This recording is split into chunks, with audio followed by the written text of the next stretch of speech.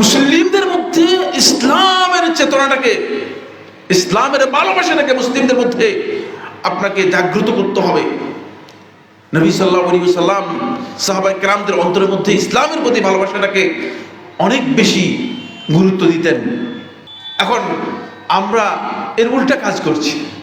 ইসলামের প্রতি ভালোবাসা বাদ দিয়ে আমরা ব্যক্তি, গ্রুপ, দল, সম্প্রদায় এগুলোর প্রতি ভালোবাসাকে অগ্রাধিকার দিচ্ছি।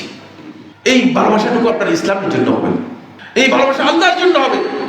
এই জন্য রাসূলুল্লাহ সাল্লাল্লাহু আলাইহি ওয়াসাল্লাম বলেছেন, মান আহাব্বা লিল্লাহি ওয়া আবগাদা লিল্লাহি ওয়া আতা লিল্লাহি ওয়া মানা লিল্লাহি, যে ব্যক্তি আল্লাহর জন্য ভালোবাসবে, যে ব্যক্তি আল্লাহর জন্য কাউকে ঘৃণা করবে, যে ব্যক্তি আল্লাহর জন্য কাউকে দেবে, যে ব্যক্তি আল্লাহর জন্য কাউকে না দেওয়া থেকে বিরত থাকবে, ফাকাদ ইস্তাকমালাল ঈমান, সে ঈমানটা পরিপূর্ণ করতে পারবে, ঈমানটাকে পরিপূর্ণ করতে পারবেন।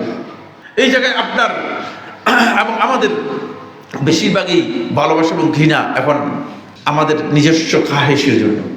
আপনি আমাকে ঘৃণা করেন কেন? এই জন্য যে সাইফুল্লাহ ভাই আমাদের দলের লোক না, লোকটা খারাপ না, কিন্তু আপনি তো ভালো বলবেন না, আমাকে করে দিন।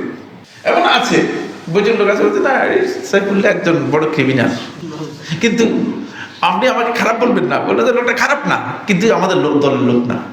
আল্লাহর কসম, আপনি ভুল বুঝেছেন। আপনি নিজের সংকীর্ণতাটাকে বহিঃপ্রকাশ করেছেন, আপনার সংকীর্ণতা বহিঃপ্রকাশ ঘটেছে। এই সংকীর্ণতা থেকে বেরিয়ে আসতে হবে। ইসলামের যে ওয়াইড প্রশস্ত যেই ময়দান আছে, প্রশস্ত যেই পরিধি আছে, সেই পরিধির মধ্যে আসার জন্য আমাদেরকে চেষ্টা করতে হবে।